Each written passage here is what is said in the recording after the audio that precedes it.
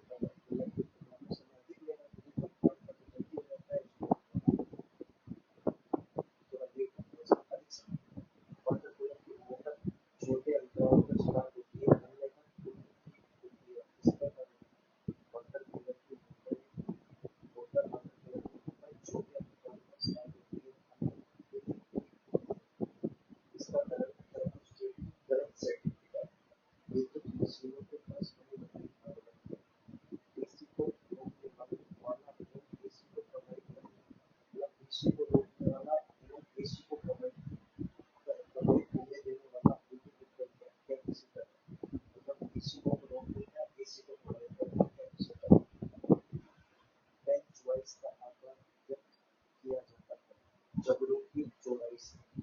Divider का आकार तय किया जाता है चूड़ एवं बिंदु के बीच की दूरी से।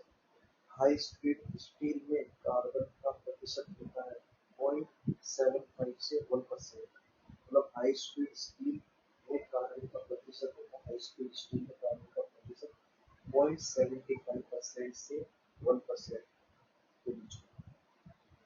ग्रेडिंग, कटिंग आदि संक्रियाओं में शीतक का प्रयोग किया जाता है। कटिंग टूल तथा जोन दोनों को ठंडा करने के बाद ड्रिलिंग कटिंग में गर्मी हो जाती है, गर्म होने से इस वजह से उसको ठंडा करने के लिए कटिंग टूल और जॉब दोनों को ठंडा करने के लिए।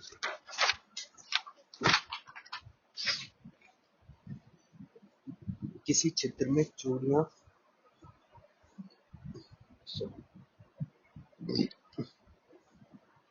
किसी क्षेत्र में चूड़ियां काटने के लिए टेप को दक्षिणावर्त मतलब क्लॉकवाइज दिशा में घुमाने के बाद आधा चक्कर वामावर्त मतलब एंटी क्लॉकवाइज दिशा में घुमाया जाता है, जिससे कि धातु के चिप्स टूट जाएं। मतलब पहले किसी चित्र में चूड़ियां काटने के लिए टेप को पहले क्लॉकवाइज फिर थोड़ी क्लॉकवाइज घुमा दिया जाता है, फिर घुमाने के बाद आधा चक्कर एंटी क्लॉकवाइज घुमा जाता है, जिससे धातु के चिप्स टूट जाएं।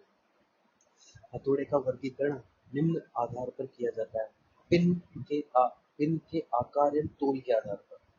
हथौड़े का वर्गीकरण पिन के आकार एवं तोल के आधार पर। हेक्सा ब्लेड की लंबाई नापी जाती है दोनों पिन होल्स के केंद्रों के बीच की दूरी के द्वारा नापी जाती है। हेक्सा ब्लेड दोनों पिन होल्स के केंद्रों के बीच की दूरी। फाइल की लंबाई नापी जाती है पॉइंट से हील तक मापी जाती है। चीजल निर्माण में प्रयुक्त धातु है हाई कार्बन स्टील। उपयोग के पश्चात रेती हेक्सा को ब्रश से साफ करके रखना होता है। बरसात के दिनों में औजारों में जंग से बचाने के लिए उन पर क्या किया जाता है, उन पर मोबिल आयरन या ग्रीस का महीन लेप कर दिया जाता है। हेक्सा ब्लेड तथा कारपेंटर सो ब्लेड के दांतों की सेटिंग करने का मुख्य कारण है कटिंग के समय घर्षण कम करना। स्पार्क प्लग आदि का एयर गैप नापने के लिए प्रयोग किया जाने वाला यंत्र है। स्पार्क प्लग आदि का एयर गैप नापने के लिए प्रयोग किया जाने वाला यंत्र है। फिलर गेज छोटे तार और केबल को जब वे टर्मिनल के बहुत समीप होते हैं काटने के लिए किस टूल का प्रयोग करते हैं वह कहलाता है तिरछा काट प्लायर से। सॉकेट से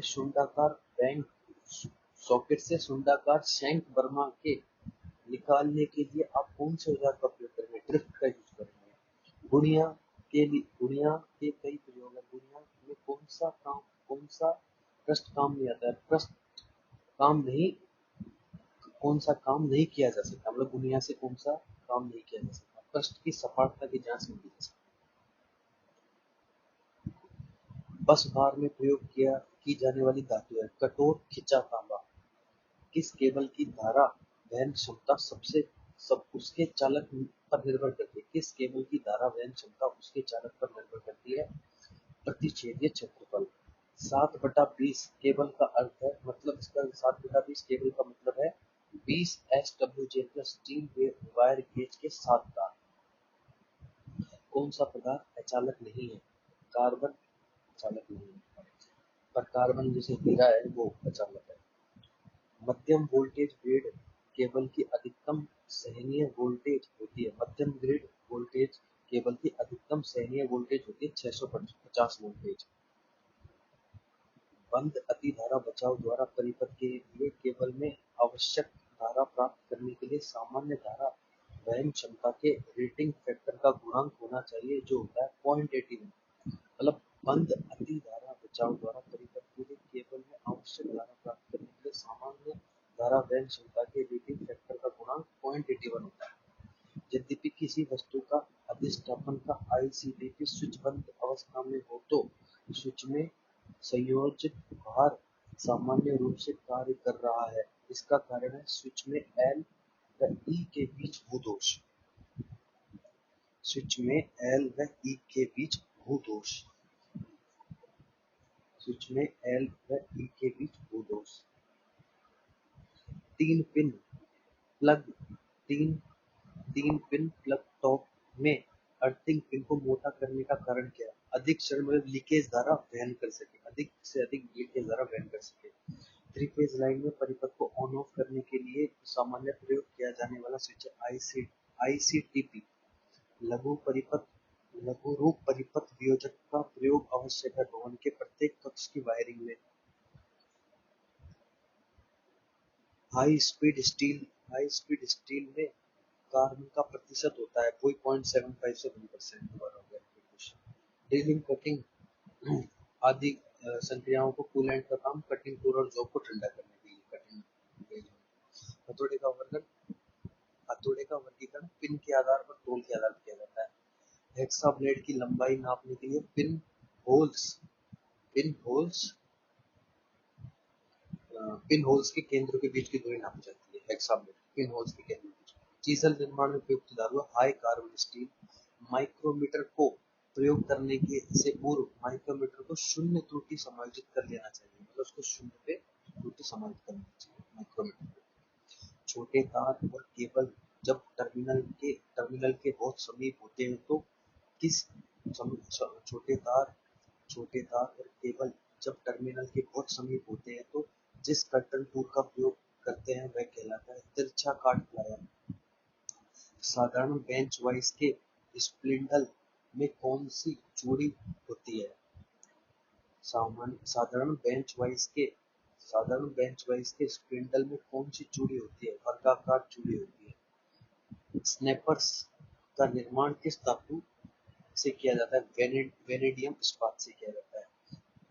रिवेटिंग संक्रिया में बॉल पिन हथौड़े के अतिरिक्त अन्य कौन सा हथौड़ा प्रयोग किया जाता है? स्ट्रेट पिन हथौड़ा। सरफेस प्लेट का उपयोग किया जाता है मार्किंग हेतु। वर्नियर कैलिपर्स का अल्पतमांक लीस्ट काउंट क्या होता है? 0.02 mm।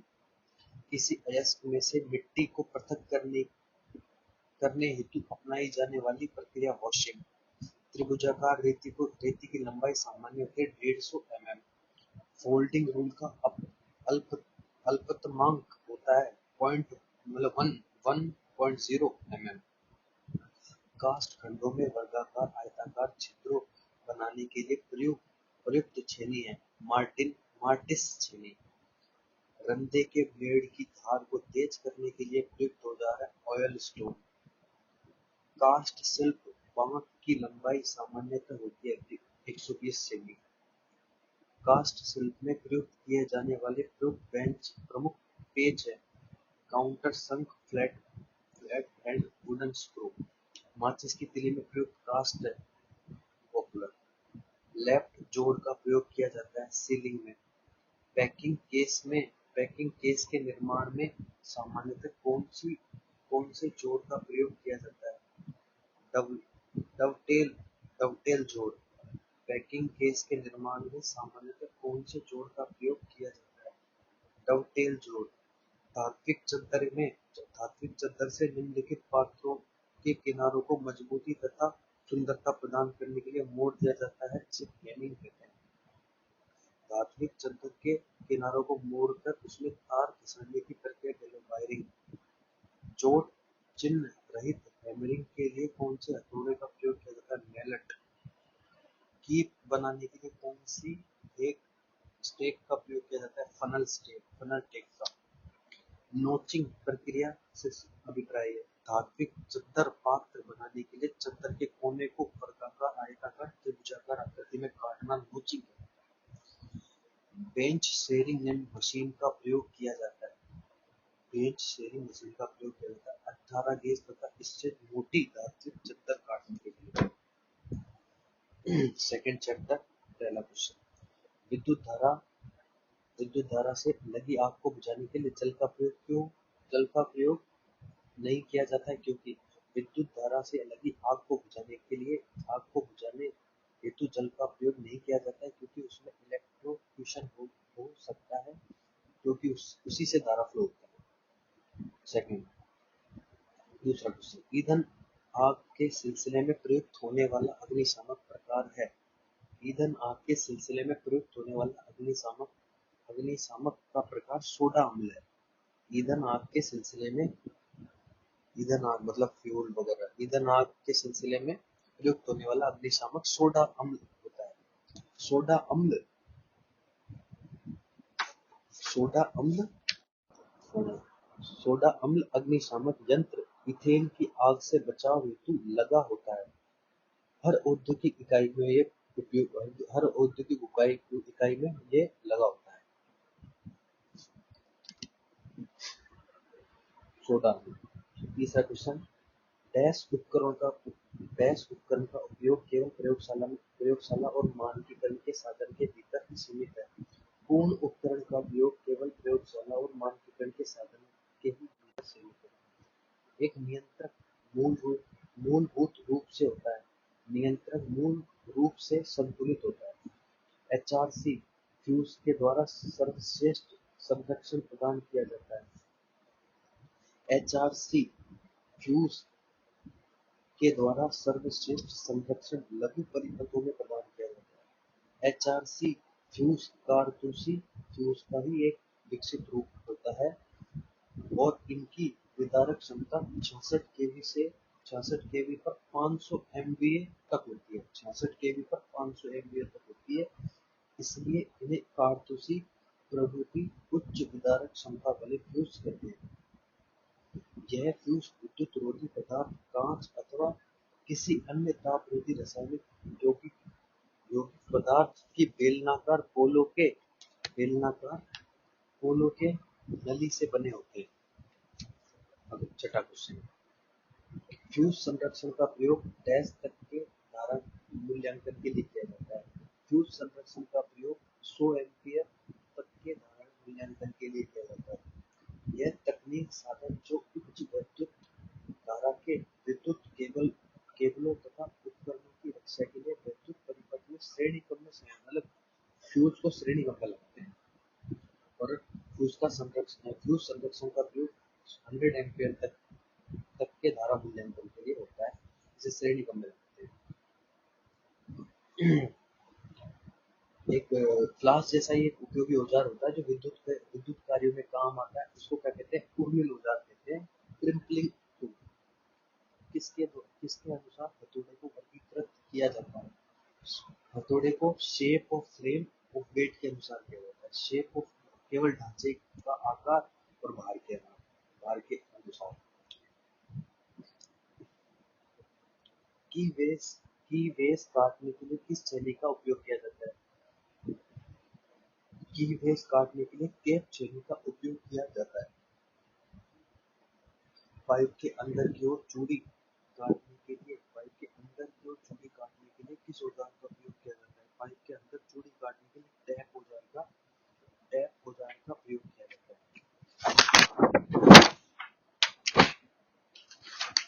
11वां क्वेश्चन, ऑटोमेटिक बिजली की प्रेस का थर्मोस्टेट निम्नलिखित के अनुसार कार्य करता है।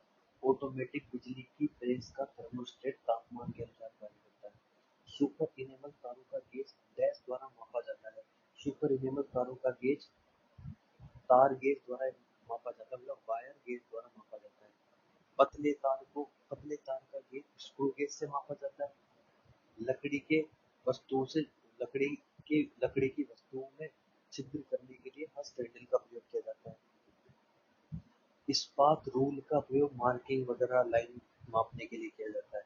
मतलब सुपर इनेबल तारों का गेज तार गेज द्वारा मतलब वायर गेज द्वारा मापा जाता है और पतले तार का स्क्रू गेज के द्वारा मापा जाता है। तारों के रोधन इंसुलेशन को सामान्यतः डैश द्वारा हटाया जाता है। तारों के रोधन इंसुलेशन को सामान्यतः तार स्ट्रिपर द्वारा हटाया जाता है। पाइप रिंच का प्रयोग कंडक्टिव तथा जीआई पाइप सॉकेट आदि को कसने तथा खोलने के लिए किया जाता है। रिंच टाइप आना होता है। सपाट फाइल का उपयोग सिंडिकेट के लिए किया जाता है। अगर टनल सो के दांत घिस गए हो तो अगला क्वेश्चन है, अगर टनल सो के दांत घिस गए हो तो उन्हें तेज करने के लिए क्या किया जाता है? अगर टनल सो के दांत घिस गए हो तो उन्हें तेज करने के लिए उसे त्रिभुजाकार फाइल से घिसना चाहिए। त्रिभुजाकार फाइल से घिसना चाहिए। लोहे की चादर को सीधा करने के लिए डैश का प्रयोग किया जाता है। लोहे की जगह को सीधा करने के लिए मैग्नेट का प्रयोग किया जाता है। आरी जिसका उपयोग लोहे व अन्य धातु को ज्यादा लंबाई की धातु को काटने के लिए किया जाता है। ड्रिलिंग मशीन, फायरिंग, लकड़ी या धातु के वस्तुओं में तेज गति से छेद करने के लिए इसका प्रयोग किया जाता है। डैश के लेखन के लिए बीटा व स्टेकर तकनीक का उपयोग किया जाता है। मोटाई के मापन के लेखन के लिए बीटा व स्टेकर तकनीक का उपयोग किया जाता है। बेंच वाइज का आकार व्यक्त किया जाता है। बेंच वाइज का आकार जब एक चौड़ाई से व्यक्त किया जाता है, यह जॉब को मजबूती से पकड़ने वाला होता है। विद्युत तार के लिए 10 सेमी जमने वाली बेंच वाइज का प्रयोग किया जाता है। डिवाइस का आकार व्यक्त किया जाता है। डिवाइस का आकार चूल एवं बिजली के बीच की दूरी से व्यक्त किया जाता है। समांतर ब्लॉक्स का उपयोग किया जाता है। समांतर ब्लॉक्स का उपयोग पहला चिपिंग के समय जोड़ को सहारा देने के लिए, दूसरा एक्सेल से काटते समय जोड़ को सहारा देने के लिए, ड्रिलिंग के समय जॉब को सहारा देने के लिए। कटिंग, ड्रिलिंग आदि संख्या में शीतल का प्रयोग किया जाता है। कटिंग, ड्रिलिंग आदि संख्या में शीतल का प्रयोग कटिंग को और दोनों को ठंडा करने के लिए प्रयोग किया जाता है। ड्रिलिंग मशीन, वैद्युतिक वायरिंग, कटिंग तथा यांत्रिक वस्तुओं में छिद्र गति से छेद करने के लिए हाथ से पकड़कर चलाई जा सकने वाली छोटी इलेक्ट्रिक व्हील का प्रयोग किया जाता है। इस चित्र में चूड़ियां काटने के लिए टैप को दक्षिणावर्त क्लॉकवाइज दिशा में घुमाने का आधा चक्कर एंटी क्लॉकवाइज दिशा में घुमाया जाता है। इस चित्र में चूड़ियां काटने के लिए टैप को दक्षिणावर्त दिशा में घुमाने का आधा चक्कर रोबोट दिखाया गया है। वामावर्त या क्लॉकवाइज एंटी क्लॉकवाइज फिर anti clockwise half anti clockwise फिर हाफ एंटी क्लॉकवाइज मतलब इससे धातु के चिप्स टूट जाते हैं। हथौड़े का वर्गीकरण भी अलग अलग किया जाता है। हथौड़े का वर्गीकरण कील के आकार में फ्रेम का निर्माण किया जाता है। इसका उपयोग कील रोकने, गिट्टी व बनावट प्लांट रोकने, चीजल के साथ दीवार आदि में छेद करने एवं लकड़ी का कॉर्नर चीजल के साथ कार्य करने के लिए किया जाता है। हैक्सॉ ब्लेड की लंबाई नापी जाती है। हैक्सॉ ब्लेड की लंबाई दोनों पिन होल्स केंद्रों के बीच की दूरी नापी जाती है। हैक्सॉ ब्लेड की लंबाई दोनों पिन होल्स केंद्र के बीच की दूरी नापी जाती है। यह लोहा आदि धातुक वस्तुओं को काटने वाली आरी है। यह लोहा आदि धातु या धातु वस्तु काटने वाली आरी है। इसे मुख्यतः एडजस्टेबल फ्रेम, हैंडलिंग, उच्च इस्पात ब्लेड तथा एडजस्टेबल ब्लेड होल्डर होता है। इसकी लंबाई 30 सेंटीमीटर है। फाइल की लंबाई नापी जाती है। फाइल की लंबाई 1 से मीटर नापी जाती है। सामान्यतः फाइल की लंबाई 10, 15, 20, 25, 30, 35 और 10 से लेकर 35 तक 5 नापी जाती है। चीजें निर्माण में प्रयोग किया जाता है। चीजें निर्माण में प्रयोग करती हर कार्बन मशीन है। चीजें की लंबाई सामान्यतः 10 सेंटीमीटर से 30 सेंटीमीटर तक होती है। विद्युत तार के लिए 2 प्रकार की चीजें की आवश्यकता होती है। फॉर्मर चीजें तथा कोल्ड फ्लैट चीजें, इसका प्रयोग विभिन्न प्रकार की लकड़ी, मेटल शीट तथा फिटिंग को आवश्यक आकार देने के लिए किया जाता है। उपयोग के पश्चात रेती तथा हेक्सा को उपयोग के पश्चात उपयोग के बाद रेती तथा हेक्सा को प्लेट से साफ करके रखना चाहिए। रेती और हेक्सा को प्रयोग करने के बाद ब्रश से साफ करके रखना चाहिए ताकि उसमें जंग व नमी की मात्रा मिल जाए। रेती को कभी जल से नहीं धोना चाहिए तथा हेक्सा को सीधे फ्रेम टाइट कसना चाहिए और इसमें ग्रीस लगाकर रखना चाहिए ताकि जंग न लगे। बरसात के दिनों में औजारों को जंग से बचाने के लिए क्या करें? बरसात के दिनों में औजारों को जंग से बचाने के लिए मोटे लगे ग्रीस का उपयोग करें। हेक्सा ब्लेड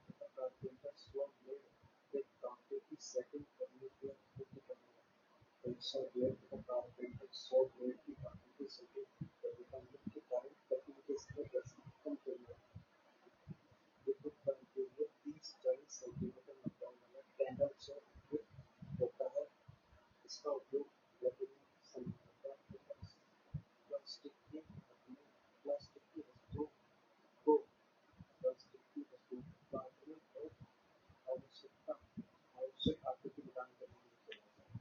माइक्रोमीटर का प्रयोग करने से पूर्व क्या किया जाता है? माइक्रोमीटर का माइक्रोमीटर का प्रयोग करने से पूर्व धातु को भली भांति साफ कर लेना चाहिए। माइक्रोमीटर को शून्य त्रुटि को संभालित कर लेना चाहिए। माइक्रोमीटर को कपड़े से साफ करके यूज करना।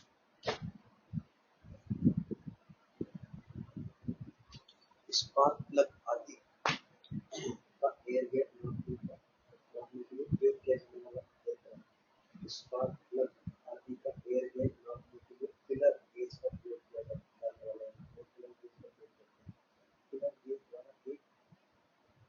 गेज द्वारा एक एयर गैप का एयर विड्थ मापा जाता है। फिलर गेज अभियांत्रिकी में सबसे ज्यादा प्रयोग होता है। दो पार्ट के बीच क्लियरेंस मापता है।